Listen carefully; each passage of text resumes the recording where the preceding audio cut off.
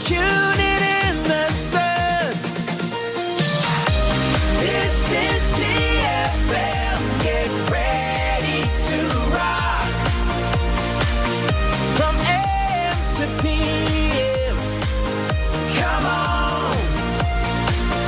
Let's talk. TFM 95.4. Let's talk. Live on TFM and the TFM Facebook page. This is the live feed of TTV. Let's talk.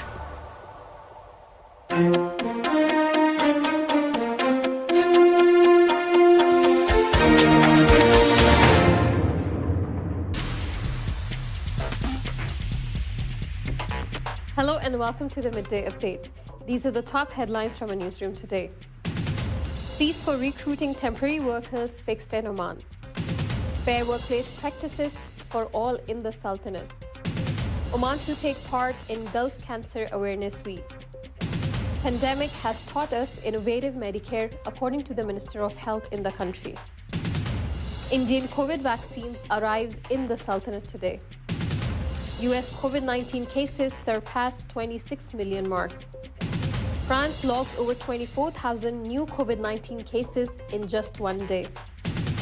70 children injured during days of protests in Lebanon's Tripoli. His Highness Sayyid Yazan visits Oman Cricket Academy.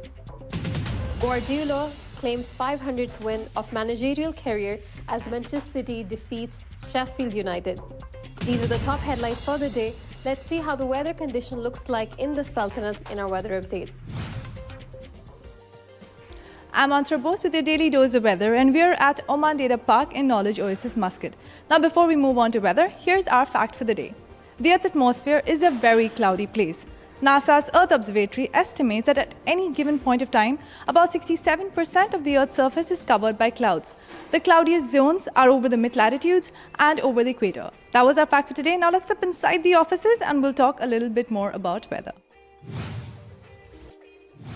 An alert has been issued by Oman Meteorology and Civil Aviation Authority indicating poor visibility during fog formation. Apart from this, we've got mainly clear skies over most of the Sultanate with chances of early morning low-level clouds or fog patches over parts of Dahira, Dakhlia and also along the Arabian Sea coast.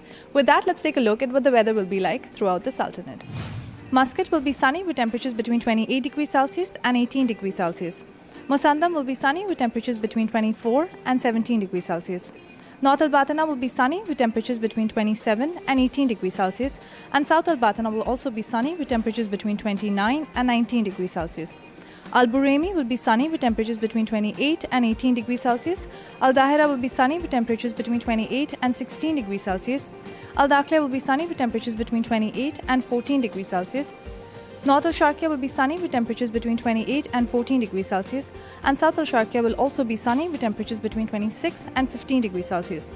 Al-Busta will be sunny with temperatures between 24 and 14 degrees Celsius, and Dhofar will also be sunny with temperatures between 25 and 13 degrees Celsius.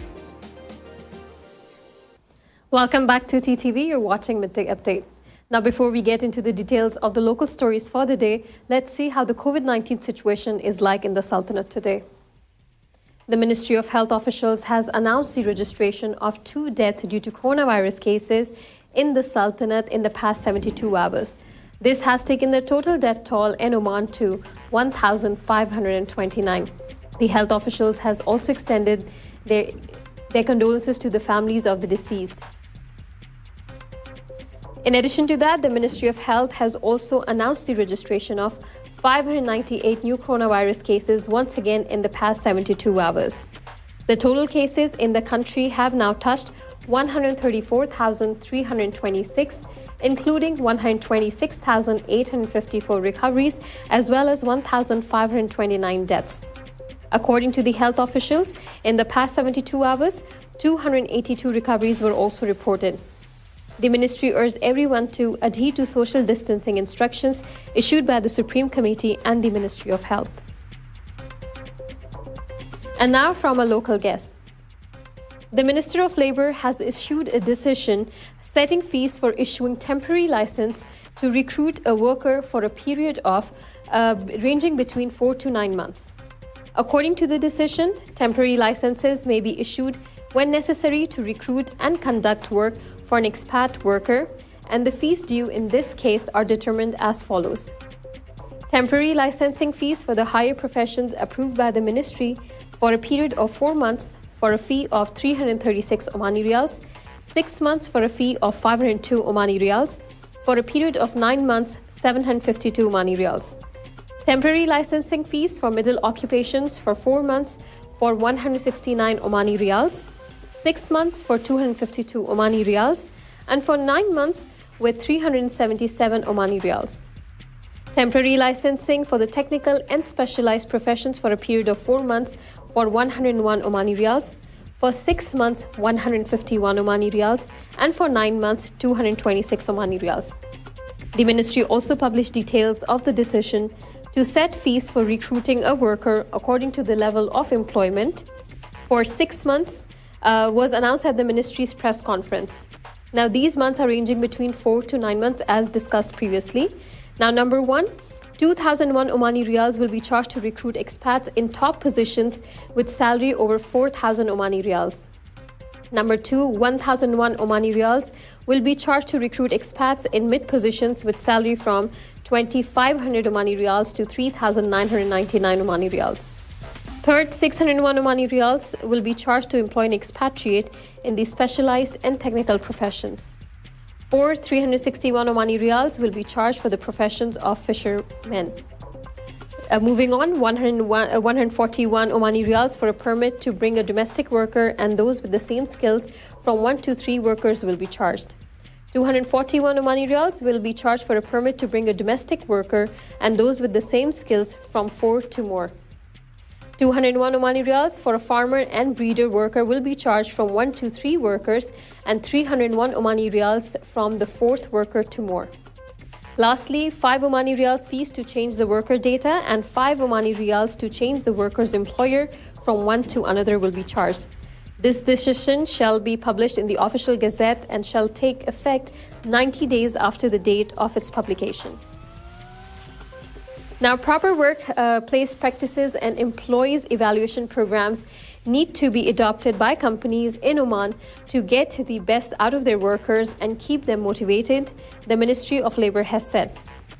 As part of the ministry's agenda for this year, it came up with an action plan that aims to introduce standardized work practices for all companies in the country. The 2021 action plan includes efforts to increase efficiency of employees by classifying them on the basis of the quality and nature of the work they do. These standards aim to increase the quality of work done by employees, company departments, and entire organizations. Now, promoting human capital and developing plans that address future growth, as well as instilling in workers the desire to continuously innovate, to find solutions to problems, and display a willingness to change according to circumstances, are other steps in ministry's plan. The human resources sector is among those that needs to adopt proper policies and operational strategies, with its development directly contributing to better employee morale in companies. A regulatory system that ensures companies implement these practices must also be present so that they operate in accordance with international standards. A key objective of the Ministry of Labour is to create more than 30,000 jobs for Omani nationals this year.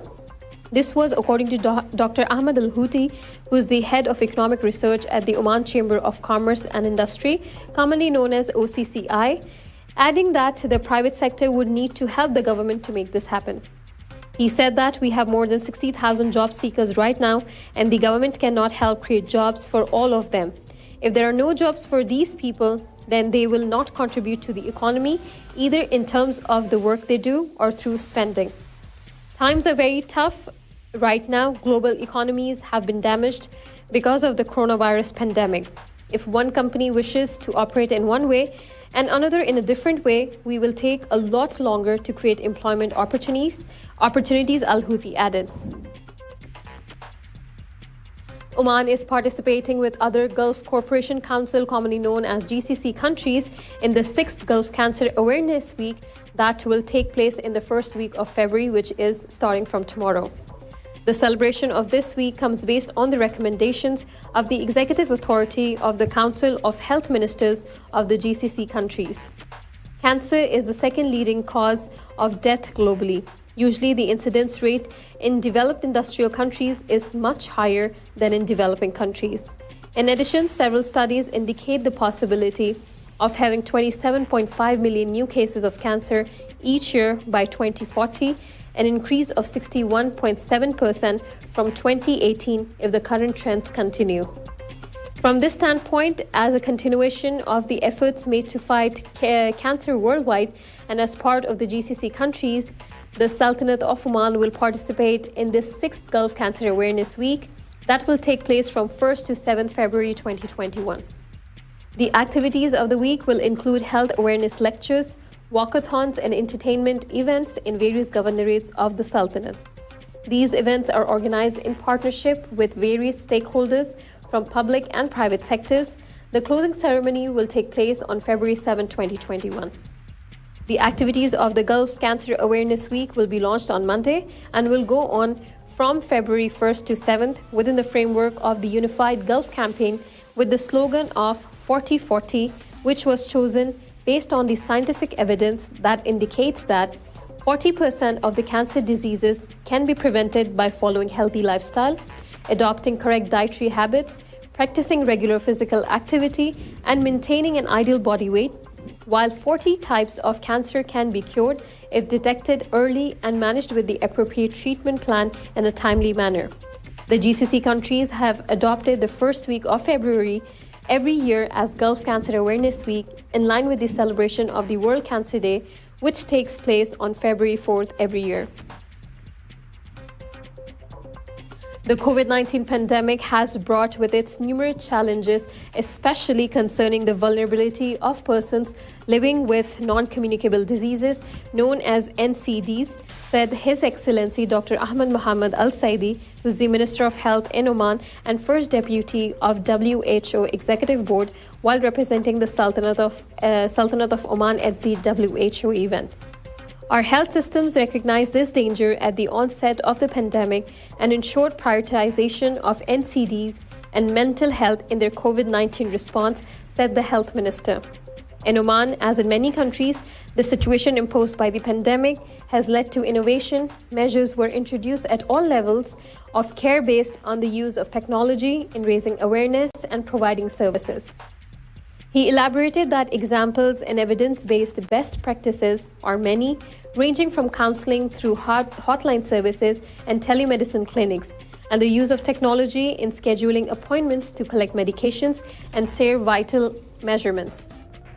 He pointed out that since the meeting in December 2019, Oman has taken several actions to mitigate such diseases by introducing taxation on sugar-sweetened beverages, the Omani standard for bread, stating the upper limit of salt in bread, and enhanced integration of managing the most common mental illnesses in primary health care. The Sultanate, represented by the Ministry of Health at the WHO, commonly known as World Health Organization, launched the WHO Unhealthy Lifestyle Diseases Report, in which a number of senior officials of the Ministry of Health also took part. Giving a keynote address, the health minister affirmed that non-communicable diseases remain a common burden to the international community and one that will require organized efforts beyond the health sector. A batch of 100,000 COVID-19 vaccines from India to Oman has arrived today. Made in India vaccines arrive in Muscat reflects a deep friendship spanning millennia, said Dr. S. J. Shankar, who is the India's Minister of External Affairs. The vaccines were sent to Oman for free under the country's Vaccine Maitri initiative. The Indian ambassador to Oman handed over 100,000 doses of Covishield COVID-19 vaccine to the Minister of Health today as a gift from the government and people of India to Oman. The Embassy of India in Oman, in an online statement, said that a gift from government and people of India for the government and people of Oman. Ambassador Munu Mahavar handed over 100,000 doses of made in India COVID-19 vaccine to His Excellency Dr. Ahmed Mohammed Al Saidi, Health Minister of Oman. This was all from a local desk for the day. It's time for a quick commercial break, but stay tuned as we have more updates from international desk. Oman's largest online supermarket now has no minimum order limit. From grocery to household items, Rafiq has everything that you want. Enjoy worry-free shopping with over 8,000 products to choose from and get it delivered straight to your doorstep. Rafiq, you order, we deliver. It's about time we kicked COVID-19 out of our lives.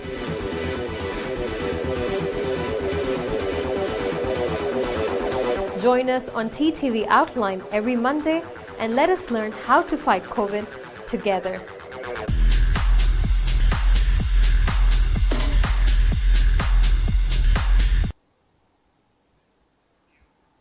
Welcome back to TTV. You're watching Midday Update. And now from our international desk.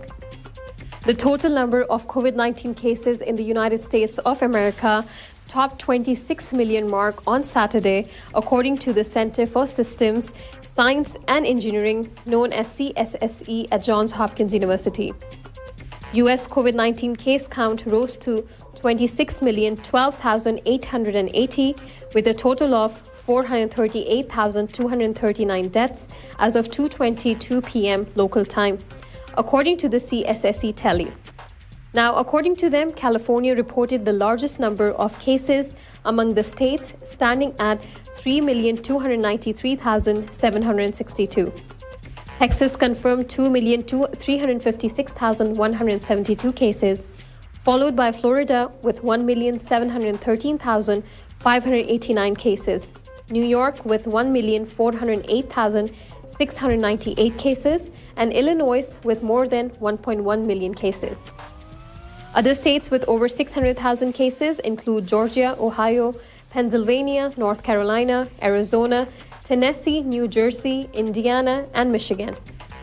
The United States remained the nation worst hit by the pandemic, with the world's most cases and deaths making up more than 25% of the global caseload and nearly 20% of the global deaths. U.S. COVID-19 cases reached 20 million on January 1st, 2021, and have increased by 6 million within a month. The U.S. Centers for Disease Control and Prevention, known as CDC, reported 437 cases caused by variants from more than 30 states as of Friday. The agency warned that the emerging variants may make the coronavirus cause more severe disease and spread more easily between humans. The CDC also said that on its website that some variants can spread and become predominant while others subside. Now, the number of people who have tested positive for COVID-19 in France increased by 24,392, while another 242 people have died in the past 24 hours, according to figures released by health authorities on Saturday. The daily tally of new cases, up from 22,858 on Friday, has brought the national tally to 3,177,879, the second highest number in Europe after Britain. Since France reported its first COVID-19 cases in late January 2022, a total of 75,862 people have succumbed to the respiratory disease. As of Saturday, 27,282 patients were hospitalized, including 3,113 in intensive care units, down by 26 and 17 respectively. French Prime Minister on Friday ruled out a new lockdown. Instead, he announced a raft of tougher restrictions. Starting from Sunday, border to non-European Union countries will be closed except for essential travel. Meanwhile, all visitors from other EU nations will have to show a negative PCR test except for cross-border workers. Non-food shopping malls with a surface area of more than 20,000 square meters will shut down. Police controls will be intensified against people breaking the curfew, and testing will be reinforced. As to France's vaccination rollout, the health ministry said in a statement that a total of 1,447,155 people have been vaccinated so far, including 24,201 who received their second jab. Now, protests in Lebanon's second largest city, Tripoli, have led to the injury of at least 70 children over the course of 1 week, according to the United Nations International Children's Emergency Fund, known as UNICEF. Clashes between police and demonstrators in Tripoli in northern Lebanon have resulted in acceptable injuries among people. At least 70 children were injured over the course of 1 week, according to emergency department reports, the Lebanese branch of UNICEF said in a statement obtained by Sputnik. On Thursday, a Sputnik correspondent reported that a 50-year-old was evacuated from central Tripoli amid protesters' clashes with police. The teenager was injured in the head and unconscious, according to a video recorded by Sputnik. UNICEF was warned against the participation of minors in such protests and called for guarding children against expressions of violence and aggression, ensuring children's security and protecting their health. Protests in Tripoli have continued since Monday, with demonstrators clashing with law enforcement officers. According to Lebanese Red Cross data, over 400 people have been injured so far. The protesters are calling for improvements in their life conditions and more job opportunities. Tripoli residents have also expressed discontent over the extended coronavirus lockdown and a lack of reforms and measures addressing the severe economic crisis in the country. It's time for a quick commercial break, but stay tuned for more updates from a sports desk. Oman's largest online supermarket now has no minimum order limit. From grocery to household items, Rafiq has everything that you want.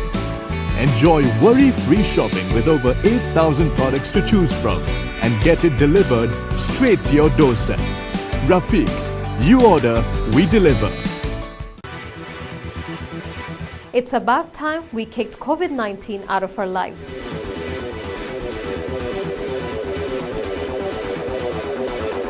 Join us on TTV Outline every Monday and let us learn how to fight COVID together.